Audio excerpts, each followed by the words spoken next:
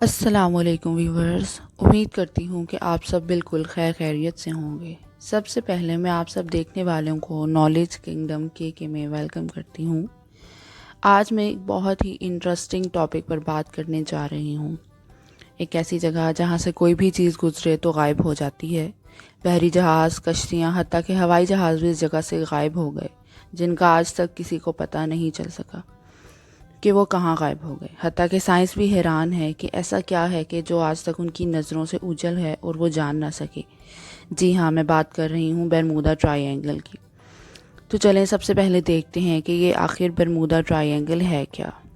پہلے اگر آپ ہمارے چینل پر نئے ہیں تو سب سے پہلے ہمارے چینل کو سبسکرائب کر دیجئے تاکہ آپ کو ہمارے آنے والی تمام ویڈیوز کی نوٹیفیکیشنز ٹائم سے ملتے رہیں۔ Basically Bermuda try angle Atlantic ocean کا ایک ایسا حصہ ہے جو کہ فلوریڈا، پیٹرو اور برمودا سے باؤنڈڈ ہے، جہاں پر درجنوں جہاز اور بحری جہاز اچانک سے غائب ہو گئے۔ دنیا کے سمندر بے تحاشا راز رکھتے ہیں، جن میں سے ایک راز برمودا ٹرائی اینگل ہے۔ یہ ایریا پچھلے کئی سالوں سے اپنے عجیب و غریب وجوہات کی بنا پر جانا جاتا ہے، لیکن ابھی تک وجوہات بیان نہیں کی جا سکی۔ اس ٹرائی اینگل کا سائز تقریباً 5 لاکھ اسکوائر مائلز ہے۔ 1942 میں کرسٹوفر کولمبس نے عجیب و غریب چیزوں کا مشاہدہ کیا۔ اس نے دیکھا کہ برمودا ٹرائی اینگل میں بحری جہازوں کے کمپس انکریکٹ ریڈنگز دیتی ہیں۔ اس کے علاوہ اس نے عجیب و غریب حرکت کرتی ہوئی ڈانسنگ لائٹس اور فلیمز بھی آسمان پر دیکھے، جو کہ برمودا ٹرائی اینگل کے عین اوپر ہیں۔ برمودا ٹرائی اینگل کی مسٹری کوئی نہیں جانتا کہ یہ برمودا ٹرائی اینگل کس طرح سے وجود میں آئی، لیکن کچھ ایسے واقعات جس نے برمودا ٹرائی اینگل کو شہرت دلائی، جیسا کہ 1945 میں فلائٹ 19 اپنے 14 ساتھیوں سمیت اچانک سے غائب ہو گئی۔ بالکل اسی دن میرین پلین اپنے 13 ساتھیوں سمیت فلائٹ 19 کو ڈھونڈتے ہوئے اچانک سے غائب ہو گیا۔ بالکل اسی طرح 1918 میں یو ایس کا بحری جہاز بھی برمودا ٹرائی اینگل سے گزرا۔ تمام 306 مسافر اچانک سے غائب ہو گئے، جس کا آج تک نہ تو کوئی کلیو ملا اور نہ ہی ان کو کوئی ٹریس کر سکا۔ کوئی نہیں جانتا کہ برمودا ٹرائی اینگل کے پیچھے کیا راز ہے۔ ہر اس طرح کا واقعہ برمودا ٹرائی اینگل کے تجسس میں شامل کر دیا جاتا اور پوری دنیا پر ایک خوف کی لہر چھا گئی۔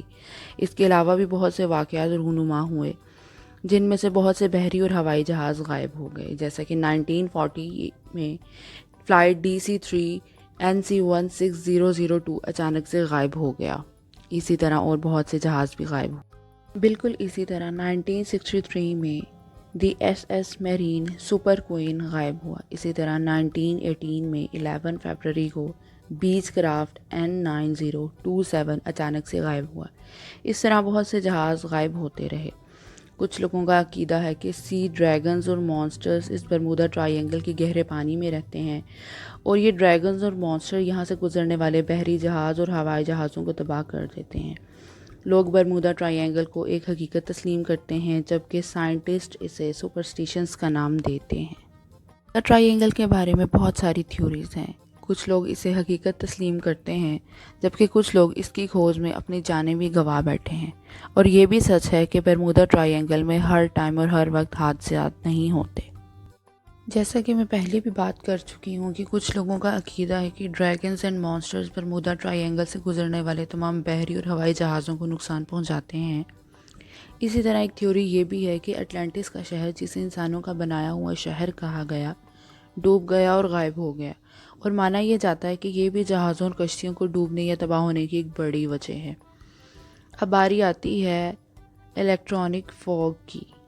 کہا جاتا ہے کہ یہ فوگ جب پلین کے ساتھ حرکت کرتی ہے تو جہاز کے سارے الیکٹرانک ایکوپمنٹس کو پرفارم کرنا بند کر دیتی ہے، یا یوں کہیں کہ جہاز کے سارے فنکشنز فیل ہو جاتے ہیں۔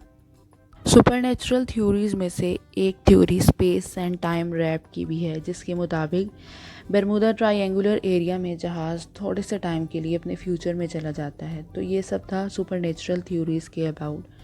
اب ہم دیکھتے ہیں کہ سائنٹسٹ اس بارے میں کیا کہتے ہیں برمودا ٹرائی اینگل کے بارے میں، جس میں سب سے پہلے باری آتی ہے گلف اسٹریم کی۔